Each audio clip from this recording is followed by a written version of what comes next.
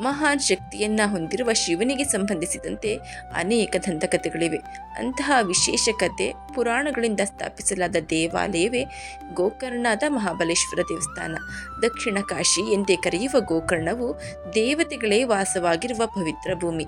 ಇಲ್ಲಿ ಶಿವನಿಗೆ ಸಂಬಂಧಿಸಿದ ಮಹಾನ್ ದೇವಾಲಯವಿರುವುದನ್ನು ಕಾಣಬಹುದು. ನಿತ್ಯ ವಿಶೇಷ ಪೂಜೆ ಮಾಡಲಾಗುವ ಈ ದೇವಾಲಯಕ್ಕೆ ಲಕ್ಷಾಂತರ ಭಕ್ತರು ಆಗಮಿಸುತ್ತಾರೆ. ಈ ದೇವಾಲಯಕ್ಕೆ ಸಂಬಂಧಿಸಿದ ಅನೇಕ ಸಂಗತಿಗಳು ವಿಶೇಷ ಪುರಾಣ ಇತಿಹಾಸಗಳಿಂದ ಕೂಡಿದೆ. ವಿಶೇಷ ಕಥೆ ಪುರಾಣಗಳಿಂದಲೇ ಸ್ಥಾಪಿಸಲಾದ ದೇವಾಲಯವೇ ಗೋಕರ್ಣದ ಮಹಾಬಲೇಶ್ವರ ದೇವಸ್ಥಾನ. ಈ ದೇವಾಲಯಕ್ಕೆ ಸಂಬಂಧಿಸಿದ ಅನೇಕ ಸಂಗತಿಗಳು ವಿಶೇಷವಾಗಿ ಪುರಾಣ ಇತಿಹಾಸಗಳಿಂದ ಕೂಡಿದೆ. ಅವುಗಳ ಕೊಂಚ ಪರಿಚಯವನ್ನು ಇವತ್ತಿನ ವಿಡಿಯೋದಲ್ಲಿ ತಿಳಿದುಕೊಳ್ಳೋಣ. ನಮಸ್ಕಾರ ಸ್ನೇಹಿತರೆ, ಎಲ್ಲರಿಗೂ ಮಾನು ಮನೋಜ್ ಕನ್ನಡ ಯೂಟ್ಯೂಬ್ ಚಾನಲ್ಗೆ ಸ್ವಾಗತ.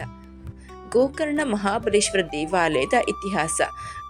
ರಾವಣನು ಗುಣದಲ್ಲಿ ದುಷ್ಟತೆಯನ್ನ ಹೊಂದಿದ್ರು ಶಿವನ ಮಹಾನ್ ಭಕ್ತ. ತಾಯಿಯ ಆಸೆಯನ್ನ ಪೂರೈಸುವ ಸಲುವಾಗಿ ಒಮ್ಮೆ ಶಿವನನ್ನ ಕುರಿತು ತಪಸ್ಸನ್ನ ಮಾಡ್ತಾನೆ. ಶಿವನ ಕೃಪೆಗೂ ಒಳಗಾಗ್ತಾನೆ. ರಾವಣ ಶಿವನಿಂದ ಆತ್ಮಲಿಂಗವನ್ನೇ ಪಡಿತಾನೆ. ಖುಷಿಯಿಂದ ಮನೆಗೆ ಸಾಗುವ ಸಮಯದಲ್ಲಿ ಆಗಲೇ ಸಂಧ್ಯಾಕಾಲ. ಇಂತಹ ಪವಿತ್ರ ಸಮಯದಲ್ಲಿ ಬ್ರಾಹ್ಮಣನಾದ ರಾವಣ ಆರ್ಘ್ಯವನ್ನ ಕೊಡಬೇಕು. ಹಾಗಾಗಿ ಶಿವಲಿಂಗವನ್ನ ನೆಲದ ಮೇಲೆ ಇಡುವ ಹಾಗಿಲ್ಲ. ಯಾರಾದರೂ ಹಿಡಿದುಕೊಡಲು ಸಿಗ್ತಾರಾ ಅಂತ ಕಾಯ್ತಾ ಇರ್ತಾನೆ. ಇದೇ ವೇಷದಲ್ಲಿ ಬ್ರಾಹ್ಮಣ ರೂಪದಲ್ಲಿ ಬರ್ತಾನೆ ಗಣಪ. ಗಣಪತಿಯ ಕೈಗೆ ಕೊಟ್ಟು ಈ ಆತ್ಮಲಿಂಗವನ್ನ ನಾನು ಬರೋವರೆಗೂ ಕೆಳಗಡೆ ಇಡಬಾರದು ಎಂದು ಹೇಳಿ ಆರ್ಘ್ಯವನ್ನ ಕೊಡಲು ಹೋಗ್ತಾನೆ ರಾವಣ. ಈ ಸಮಯವನ್ನೇ ಕಾದಿದ್ದ ಗಣೇಶ ರಾವಣ ಸೂರ್ಯನಿಗೆ ಆರ್ಘ್ಯವನ್ನ ಕೊಡುವ ಸಮಯವನ್ನ ನೋಡಿಕೊಂಡು ಕೆಳಗೆ ಇಟ್ಟು ಬಿಡ್ತಾನೆ. ಇದನ್ನು ಕಂಡ ರಾವಣ ಸಿಟ್ಟಿನಿಂದ ಲಿಂಗವನ್ನ ನೆಲದಿಂದ ಬಿಡಿಸಲು ಪ್ರಯತ್ನಿಸ್ತಾನೆ. ಆದರೆ ಅದು ವಿಫಲವಾಯಿತು. ಆತ್ಮಲಿಂಗವು ಚೂರು ಚೂರಾಗಿ ರಾವಣನ ಕೈಗೆ ಬಂತು. ಆಗ ಅದನ್ನು ಸಿಟ್ಟಿನಿಂದ ದೂರದ ಸ್ಥಳಗಳಿಗೆ ಎಸಿತಾನೆ. ಆ ಲಿಂಗದ ಚೂರು ಯಾವ ಸ್ಥಳದಲ್ಲಿ ಬಿತ್ತೋ ಅಲ್ಲೆಲ್ಲ ದೇವಸ್ಥಾನವನ್ನು ನಿರ್ಮಾಣ ಮಾಡಲಾಯಿತು. ಅಂತಹ ಒಂದು ಹಿನ್ನೆಲೆಯನ್ನ ಹೊಂದಿರುವ ದೇವಸ್ಥಾನವೇ ಮಹಾಬಲೇಶ್ವರ ದೇವಸ್ಥಾನ. ಮಹಾಬಲೇಶ್ವರ ದೇವಸ್ಥಾನ ಕರ್ನಾಟಕದ ಉತ್ತರ ಕನ್ನಡ ಜಿಲ್ಲೆಯ ಗೋಕರ್ಣದಲ್ಲಿದೆ. ಸಮುದ್ರ ತೀರಕ್ಕೆ ಸಮೀಪದಲ್ಲೇ ಇರುವ ಈ ದೇವಸ್ಥಾನ ಅತ್ಯಂತ ಪವಿತ್ರದಿಂದ ಕೂಡಿದೆ. ದೇವಸ್ಥಾನದಲ್ಲಿ ಶಿವನ ಆತ್ಮಲಿಂಗ ಇರುವುದನ್ನ ಕಾಣಬಹುದು. ಇಲ್ಲಿ ಶಿವನು ಸಮುದ್ರ ತೀರದ ಕಡೆಗೆ ಮುಖ ಮಾಡ್ತಾನೆ. ಈ ದೇವಾಲಯದಲ್ಲಿ ಧನಾತ್ಮಕ ಶಕ್ತಿ ಹೆಚ್ಚಾಗಿರುವುದರಿಂದ ಭಕ್ತರು ಕೋರಿಕೊಂಡ ಆಸೆಗಳು ಬಹುಬೇಗ ಈಡೇರುತ್ತೆ.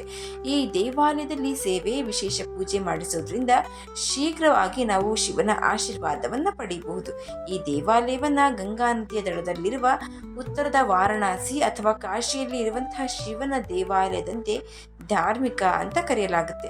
ಹಾಗಾಗಿ ಇದನ್ನ ದಕ್ಷಿಣ ಕಾಶಿ ಅಂತಾನೆ ಕರೀತಾರೆ. ಇಲ್ಲಿ ಭಕ್ತರು ಒಂದು ಪವಿತ್ರ ಸ್ಥಳದಲ್ಲಿ ಆತ್ಮಲಿಂಗವನ್ನ ಸಹ ಸ್ಪರ್ಶಿಸಬಹುದು. ಇದು ವ್ಯಕ್ತಿಯ ಜೀವನವನ್ನ ಪಾವನಗೊಳಿಸುತ್ತೆ.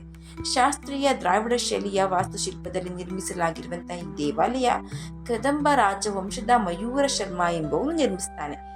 ಈ ದೇವಾಲಯದಲ್ಲಿ ಸೇವೆ ಹಾಗೂ ವಿಶೇಷ ಪೂಜೆ ಮಾಡಿಸೋದ್ರಿಂದ ಭಕ್ತರು ಶಿವನ ಆಶೀರ್ವಾದವನ್ನ ಬಹುಬೇಗ ಪಡೆಯಬಹುದು. ಈ ದೇವಾಲಯವನ್ನ ಗಂಗಾ ನದಿ ದಡದಲ್ಲಿರುವ ಕಾಶಿಯಲ್ಲಿರುವ ಶಿವನ ದೇವಾಲಯದಂತೆ ಧಾರ್ಮಿಕ ಅಂತ ಪರಿಗಣಿಸಲಾಗಿದೆ. ಹಾಗಾಗಿ ಇದನ್ನ ದಕ್ಷಿಣದ ಕಾಶಿ ಅಂತ ಕರೀಬಹುದು.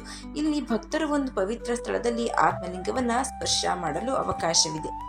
ಶಾಸ್ತ್ರೀಯ ದ್ರಾವಿಡ ಶೈಲಿಯ ವಾಸ್ತುಶಿಲ್ಪದಲ್ಲಿ ನಿರ್ಮಿಸಲಾಗಿರುವ ಈ ದೇವಾಲಯವನ್ನ ಕದಂಬ ರಾಜವಂಶದ ಮಯೂರ ಶರ್ಮಾ ನಿರ್ಮಿಸುತ್ತಾನೆ. ಈ ಪ್ರದೇಶದ ಮೇಲೆ ಆಧಿಪತ್ಯ ಹೊಂದಬೇಕು ಎಂದು ಸಾಕಷ್ಟು ಯಜ್ಞ ಮತ್ತು ಯಾಗವನ್ನ ಮಾಡ್ತಾನೆ. ಅಂತೆ ಪೂಜೆ, ಹವನ ಸೇರಿದಂತೆ ಇನ್ನಿತರ ಸಂಗತಿಗಳಿಗಾಗಿ ಬ್ರಾಹ್ಮಣ ಕುಟುಂಬದವರನ್ನ ಇಲ್ಲಿಗೆ ಕರೆತರ್ತಾನೆ. ಕಾಳಿದಾಸನ ಶತಮಾನದಲ್ಲಿಯೂ ಗೋಕರ್ಣದ ಭಗವಾನ್ ಶಿವನ ಉಲ್ಲೇಖವಿರುವುದನ್ನ ಕಾಣಬಹುದು. ಕುಂದಾಪುರದ ವಿಶ್ವೇಶ್ವರಯ್ಯ ಅವರು ಚಂದ್ರಶಾಲೆ ಮತ್ತು ನಂದಿ ಮಂಟಪವನ್ನು ನಿರ್ಮಿಸುತ್ತಾರೆ.